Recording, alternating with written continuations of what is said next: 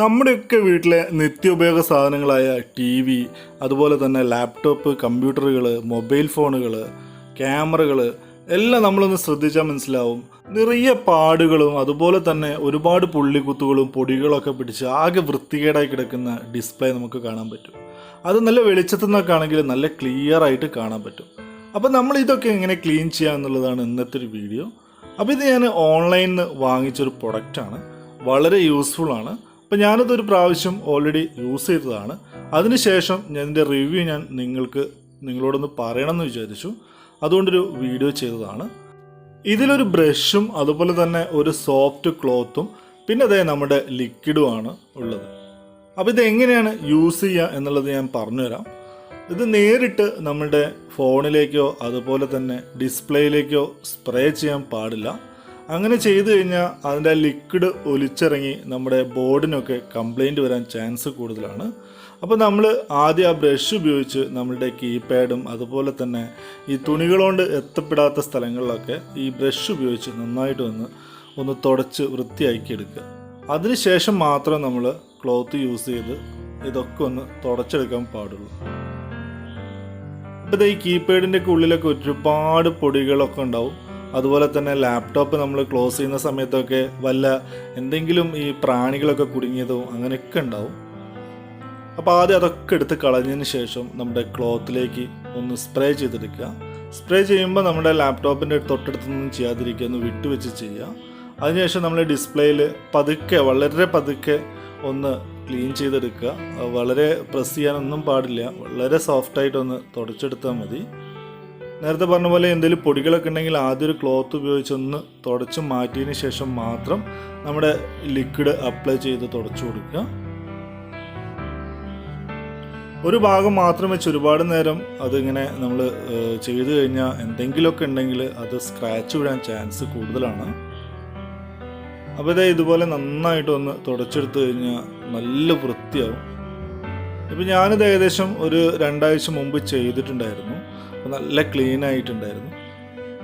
നമുക്ക് ഓൺലൈനിൽ ഒരുപാട് ഇതുപോലത്തെ പ്രൊഡക്റ്റുകളൊക്കെ അവൈലബിൾ ആണ്. അപ്പോൾ നിങ്ങൾ വാങ്ങുന്ന സമയത്ത് റിവ്യൂ ഒക്കെ നോക്കിയിട്ട് വാങ്ങുക.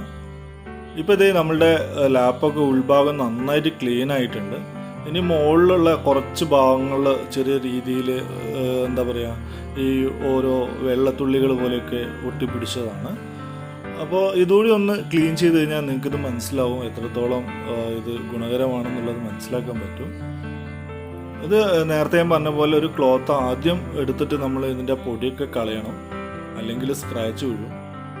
അതിനുശേഷം മാത്രം നമ്മൾ ഈ ക്ലോത്ത് ഉപയോഗിച്ചൊന്ന് ക്ലീൻ ചെയ്തെടുക്കുക. കഴിയുന്നത് ഇതുപോലത്തെ ഒരു 2-3 ക്ലോത്ത് സംഘടിപ്പിച്ച് വെക്കുക. ഒരെണ്ണം ഒരുപാട് പ്രാവശ്യമൊന്നും യൂസ് ചെയ്യുന്നത് അത്ര നല്ലതല്ല. ഇപ്പോൾ ഇതിൻ്റെ ടോപ്പ് എന്ന് പറയുന്നത് ബ്ലാക്ക് കളറാണ്. അപ്പോൾ നല്ല വൃത്തിയായിട്ടുണ്ട്, നല്ല ഗ്ലേസിങ് വന്നിട്ടുണ്ട്. അപ്പോൾ ഇത്രയേ ഉള്ളൂ. അതുപോലെ തന്നെ നമ്മുടെ മൊബൈൽ ഇതുപോലെ ഡിസ്പ്ലേ ഒക്കെ ഒരുപാട് പൊടി പിടിച്ചിട്ടും അങ്ങനെ അടയാളങ്ങളൊക്കെ ആയിട്ടൊക്കെ ഉണ്ടാവും. അപ്പോൾ ഇത് നമുക്ക് നല്ല രീതിയിൽ ക്ലീൻ ചെയ്തെടുക്കാവുന്നതേ ഉള്ളൂ. നമ്മൾ കേസൊക്കെ യൂസ് ചെയ്യുന്ന ആളുകളാണെങ്കിൽ ഈ കേസിൻ്റെ ഉൾഭാഗവും അതുപോലെ തന്നെ കേസിൻ്റെ ബാക്ക് ഭാഗമൊക്കെ വളരെ വൃത്തികേടായിട്ട് ഈ പോവാത്ത രീതിയിൽ പിടിച്ചു കിടക്കുന്നതൊക്കെ കാണാൻ പറ്റും. ഇപ്പോൾ എൻ്റെ മൊബൈലും ഏകദേശം ആ രീതിയാണ്. ഞാനൊന്ന് കാണിച്ചു തരാം. ഇത് നമ്മൾ നേരിട്ട് സ്പ്രേ ചെയ്യാൻ പാടില്ല, ക്ലോത്തിൽ തന്നെ അപ്ലൈ ചെയ്തതിന് ശേഷം മാത്രം തുടച്ചെടുക്കുക. ഫോൺ ഇതുവരെ ഞാൻ ക്ലീൻ ചെയ്തിട്ടുണ്ടായിരുന്നില്ല. അപ്പോൾ അതിൻ്റെ ബാക്കിലൊക്കെ ഭാഗം കണ്ടില്ലേ, ഇതുപോലെയാണ്. കാരണം ഒരുപാട് കാലമായിട്ട് നമ്മൾ ഈ കവർ യൂസ് ചെയ്യുന്നുണ്ട്. അപ്പോൾ അതുകൊണ്ട് തന്നെ അത്രയ്ക്കും പിടിച്ചു കിടക്കുന്നുണ്ട്. ഇത് ഏകദേശം എനിക്ക് തോന്നുന്നു ഒരു 2-3 ദിവസമൊക്കെ അടുപ്പിച്ച് ചെയ്താൽ മാത്രമേ അത് നന്നായിട്ട് ക്ലീൻ ആവുള്ളൂ. കാരണം അത്രയും കാലത്ത് ഇത് പിടിച്ചു കിടക്കുന്നുണ്ട്. ഫോൺ വാങ്ങിയ അന്ന് മുതലെങ്ങാനും ഇട്ട കവറാണ്. കവറിടയ്ക്ക് ഊരും, പക്ഷെ തുടയ്ക്കാറില്ല. അപ്പോൾ ഇത് വാങ്ങിച്ചപ്പോൾ നമ്മളിതാ ഒന്ന് ക്ലീൻ ചെയ്യുന്നു എന്ന് മാത്രം. എന്നാലും അത്യാവശ്യം ഒക്കെ പോകുന്നുണ്ട് കേട്ടോ. എന്നാലും പിടിച്ചു കിടക്കുന്നുണ്ട്.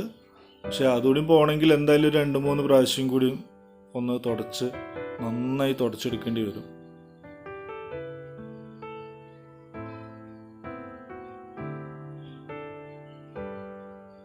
നമ്മൾ ആ ലാപ്പിൻ്റെ ടോപ്പിൽ അപ്ലൈ ചെയ്ത് അത് നന്നായിട്ട് തുടച്ചെടുത്തുകൊണ്ട് മൊബൈൽ വെക്കുമ്പം ഭയങ്കരമായിട്ട് ഇങ്ങനെ എന്താ പറയുക, നല്ല സ്മൂത്തായിട്ട് അങ്ങോട്ടും ഇങ്ങോട്ടും പോകുന്നുണ്ട്. അത്രയും സ്മൂത്ത്നെസ് ഉണ്ട് ഇതിട്ട് തുടച്ച് കഴിഞ്ഞതിന് ശേഷം. അതുപോലെ കേസിൻ്റെ ഉള്ളിലും എല്ലാ ഭാഗങ്ങളിലും മൂലയിലൊക്കെ നമുക്ക് ഇതുപോലെ സ്പ്രേ ചെയ്ത് കൊടുക്കാം. അത് കാരണം അതിൽ നമുക്ക് വേറെ പ്രശ്നങ്ങളൊന്നുമില്ലല്ലോ. ഇത് നല്ലൊരു ക്ലോത്ത് കൊണ്ടൊന്ന് തുടച്ചെടുത്താൽ മാത്രം മതി. അപ്പോൾ ഇത്രയേ ഉള്ളൂ. വളരെ ഈസി ആയിട്ട് നമുക്കെല്ലാം ക്ലീൻ ചെയ്തെടുക്കാൻ പറ്റും. ഞാനിത് വാങ്ങിയത് ഫ്ലിപ്കാർട്ടിൽ നിന്നാണ്. ഞാൻ അതിൻ്റെ ലിങ്ക് വേണമെങ്കിൽ ഡിസ്ക്രിപ്ഷനിൽ കൊടുക്കാം. അപ്പോൾ വീഡിയോ ഇഷ്ടപ്പെട്ടെങ്കിൽ എല്ലാവരും ഒന്ന് സബ്സ്ക്രൈബ് ചെയ്യുക. അപ്പോൾ വേറൊരു വീഡിയോയുമായി കാണാം. അതുവരേക്കും ബൈ.